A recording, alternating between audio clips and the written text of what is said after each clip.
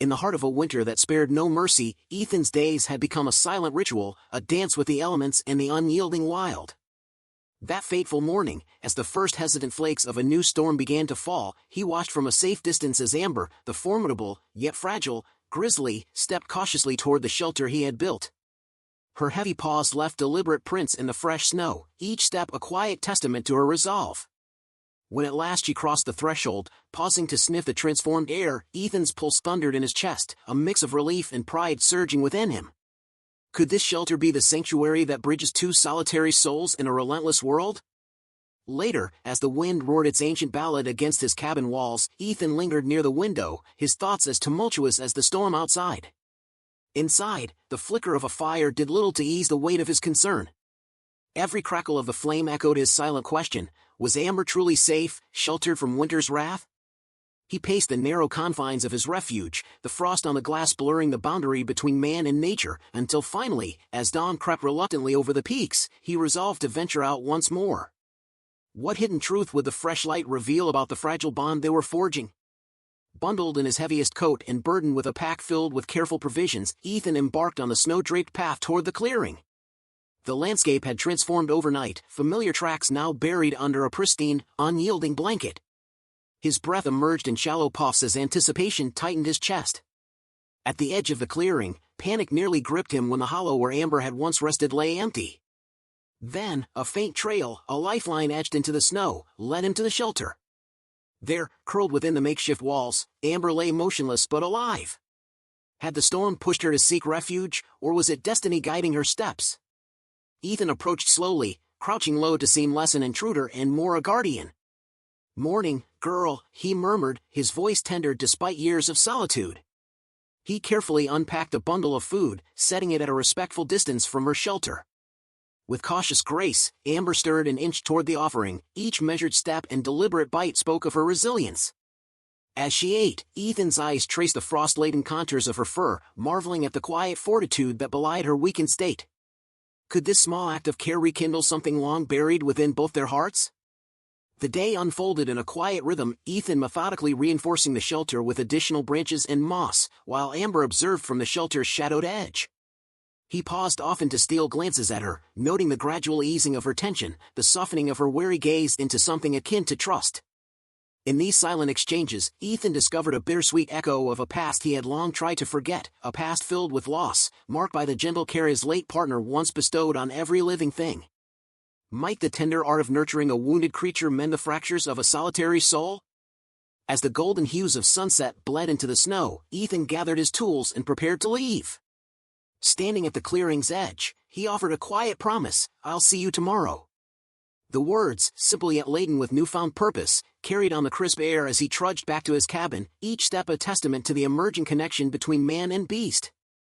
That night, by the flickering warmth of the fire, he scribbled in his battered notebook lines of hope, worry, and a stirring realization that care was not a burden but a beacon. Could this delicate bond be the spark that would ignite the long-dormant embers of his own life? Before dawn, under a pale silver glow, Ethan's restless thoughts drove him to prepare for another day of vigilant guardianship.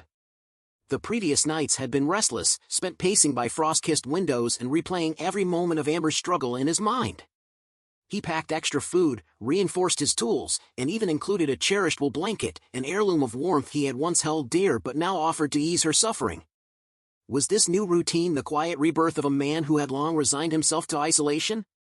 The trek back to the clearing was arduous, the fresh snow deep, the wind a biting reminder of nature's indifference. Yet, every laborious step reaffirmed Ethan's determination. Upon reaching the clearing, his heart swelled at the sight of Amber still nestled in the shelter. The structure, though battered by ice, stood firm, a fragile bastion against winter's fury.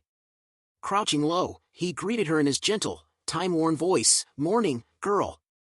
Setting his pack aside, he unpacked food and, with deliberate care, placed an insulated water container beside the shelter. Unscrewing its cap, he revealed the clear, frigid water, adding quietly, "I figured you might need this, you can't live on snow alone." Could such simple kindnesses weave a lifeline of hope amid the biting cold? Amber's response was measured, a cautious approach, a slow sip that confirmed her reliance on his offerings. Her amber eyes, once filled with guarded suspicion, now shimmered with fragile trust. Ethan lingered by her side as she ate, every movement reinforcing the silent promise they shared. As the day waned, he reinforced the shelter further, meticulously adding branches and insulating the fragile walls with moss. With each completed task, he found himself not only safeguarding her but also piecing together the remnants of his own broken spirit. Might the act of caring for another rekindle a lost capacity for hope and love? In a rare, quiet interlude, memories of Anna, her gentle laughter, her nurturing touch, her unwavering belief in the healing power of care, washed over him. The recollection of how she had mended not only wounded creatures but also his shattered heart stirred a warmth he had long thought extinct. As he worked, the weight of solitude and grief began to lift, replaced by the delicate bud of connection. "You're tougher than I ever imagined," he murmured, more to himself than to Amber, whose subtle ear twitch seemed to acknowledge his sentiment. Could the healing power of care transform a life steeped in sorrow into one brimming with possibility? Night fell again, and as Ethan retreated to the relative safety of his cabin, he opened his notebook and began to write, a litany of small victories and tentative plans. He chronicled her strength, the slow-building trust, and the pressing need to build a more permanent refuge before the arrival of new life. His words were measured and raw, capturing the collision of hope and despair that had come to define his days. "I haven't felt this connection in years," he penned, "and though it terrifies me, it also feels like the only way forward." Would this newfound purpose lead him out of the shadows of his past, or plunge him deeper into an uncertain future? The following morning, the world outside was draped in a heavy, gray hush. Ethan stepped onto the porch, inhaling the crisp air as he gazed out at the snow-laden trees. His pack, now heavier with supplies, was a tangible reminder of the responsibility he'd chosen to embrace. The path to the clearing was more treacherous than before, each step an arduous negotiation with the deep, powdery snow and the biting wind. Yet, with each determined stride, he moved closer to the sanctuary he had come to share with Amber. Could the rigors of this winter forge an unbreakable bond between two wounded souls? At the clearing, there she was, Amber, still resting within the sturdy, if modest, shelter. The blanket Ethan had draped over its side fluttered gently in the wind as she stirred, her amber eyes locking with his in a silent greeting. "Morning, girl," he said softly once again, placing out food in the precious water container. Her measured, deliberate movements, a slow approach, a cautious sip, then steady, thoughtful eating, spoke of a resilience that resonated deeply with him. In this harsh wilderness, could their quiet ritual become a lifeline, a promise of renewal?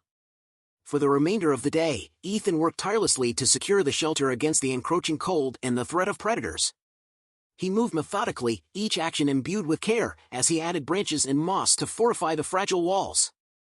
Amidst his labor, memories of a life once shared with a loving soul, a life filled with laughter, tender gestures, and the gentle act of nurturing, surfaced with bittersweet clarity. Those recollections, once stifled by grief, now intermingled with the present, guiding his hands and heart. Might the echoes of a lost love illuminate a path to healing and connection in the unforgiving wild? As twilight bled into night, Ethan stood at the edge of the clearing, his breath mingling with the cold air as he offered his final promise of the day, "I'll be back tomorrow." Amber's steady, unblinking gaze was his only reply, a quiet acknowledgement of the bond that was steadily deepening between them. The return journey was a slow descent into the present, each crunch of the snow beneath his boots a reminder of the fragile yet profound connection that had rekindled his spirit. Could tomorrow's light bring with it a new chapter of hope for them both? That night, as the fire's glow danced across the cabin walls and the wind howled its age-old dirge outside, Ethan settled into a rare, contemplative silence. He opened his notebook once more, recording the day's small triumphs and lingering uncertainties. "She's drinking the water," he wrote, "trust is growing, but it's fragile. The shelter is holding, but it won't last. I must build something more permanent before the new lives within her arrive." He paused, the weight of his thoughts palpable in every carefully inscribed word. "I'm not sure what's changing in me," he continued, "but it feels like hope, something I haven't felt in years." As the fire crackled and the night deepened, Ethan allowed himself a small, uncertain smile. Was this the beginning of a new season, a season of healing, of shared survival, and perhaps even redemption? In the quiet hours before dawn, when the silver glow of the moon still graced the mountains, Ethan prepared for another day in the wilderness, a day that promised not only struggle against nature's relentless fury but also the tender possibility of rebirth. With his pack heavy with supplies and his heart buoyed by a cautious hope, he stepped out into the cold, determined to stand alongside Amber in the face of winter's relentless assault. Together, in the unforgiving silence of the wild, they were learning that even the most shattered souls can find solace, and maybe even love, in the simple, profound act of care.